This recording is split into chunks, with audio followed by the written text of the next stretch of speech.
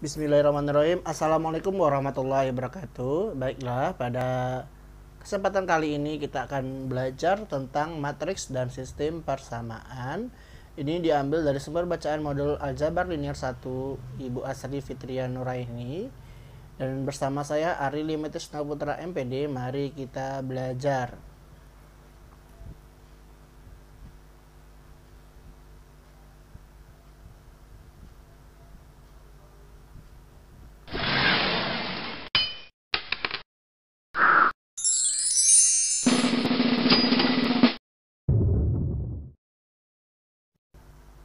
Nah, perhatikan, kali ini kita akan membahas tentang bentuk persamaan linear dalam n peubah atau variabel. Bentuk persamaan linear umumnya adalah A1 kali X1 ditambah A2 X2 ditambah sampai AN XN sama dengan B. Di mana A1, A2 sampai AN dan B itu merupakan bilangan-bilangan real atau konstanta, sedangkan X1, X2 sampai Xn itu peubah atau variabel.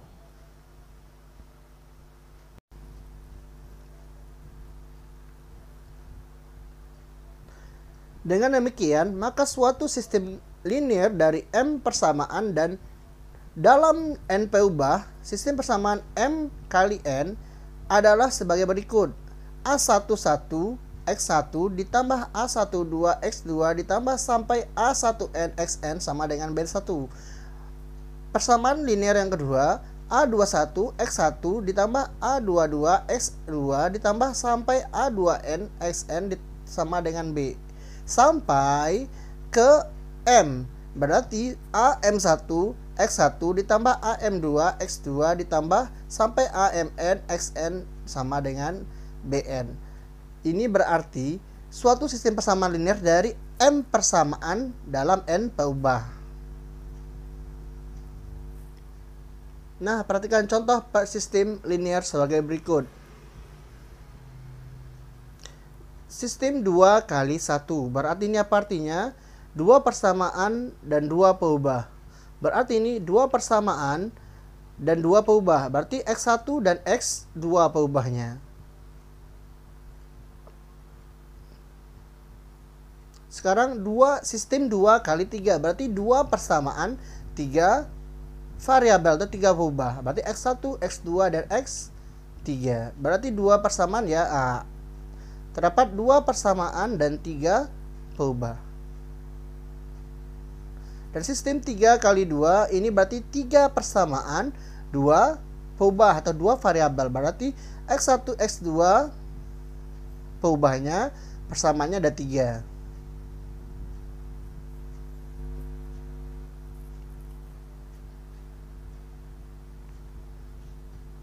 Nah, sampai di sini paham ya? Sistem 2 kali 2 berarti 2 persamaan dikali dengan 2 variabel atau 2 peubah. Ingat ya konsepnya dari sistem linear. Berikutnya, definisi itu tidak perlu dibuktikan karena ini adalah ketentuannya. Dua sistem persamaan yang menggunakan peubah-peubah yang sama dikatakan ekuivalen. Ekuivalen itu berarti sama ya, jika kedua sistem itu memiliki himpunan penyelesaian yang sama. Coba perhatikan yang pertama, X1 ditambah 2X2 sama dengan 4. 3X1 dikurang X2 sama dengan 2. 4X1 ditambah X2 sama dengan 6. Dan sistem persamaan yang kedua, 4X1 ditambah X2 sama dengan 6. Sampai X1 ditambah 2X2 sama dengan 4. Kedua terdiri dari 3 persamaan yang sama dan sebagai akibatnya kedua sistem persamaan tersebut memiliki himpunan penyelesaian sama sehingga kedua persamaan tersebut dikatakan ekuivalen.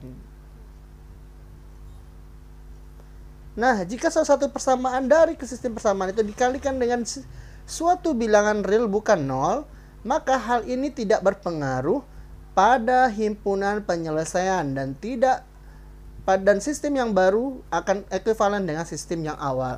Berarti kalau sistem persamaan ini dikalikan dengan satu bilangan yang bukan 0 atau satu bilangan real yang bukan 0, maka tidak berpengaruh dengan himpunan penyelesaiannya. Coba dilihat. Sistem persamaan yang pertama itu yang di atas, sistem persamaan yang kedua itu yang di bawah. Nah, apakah ini ekuivalen? Ya, pasti. Dah, definisi yang kedua. Suatu sistem dikatakan memiliki bentuk segitiga jika koefisien-koefisien dari K1 peubah yang pertama dalam persamaan ke K semuanya 0 dan koefisien dari XK adalah bukan 0 atau K1 sampai N. Coba perhatikan, 3x1 ditambah 2x2 ditambah x3 sama dengan 1. Sampai persamaan terakhir, carilah himpunan penyelesaian dari sistem persamaan tersebut. Nah, ini adalah definisi ya, berarti kita contohnya akan kita selesaikan. Coba lihat penyelesaiannya.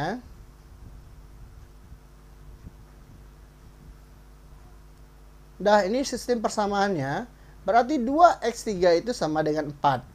Sistem persamaan di samping memiliki bentuk segitiga karena koefisien-koefisien dari persamaan keduanya masing-masingnya adalah 0, 1, dan negatif 1. Dan koefisien-koefisien dalam persamaan ketiga itu masing-masing adalah 0, 0, 2. Karena berbentuk segitiga, sistem ini mudah untuk diselesaikan.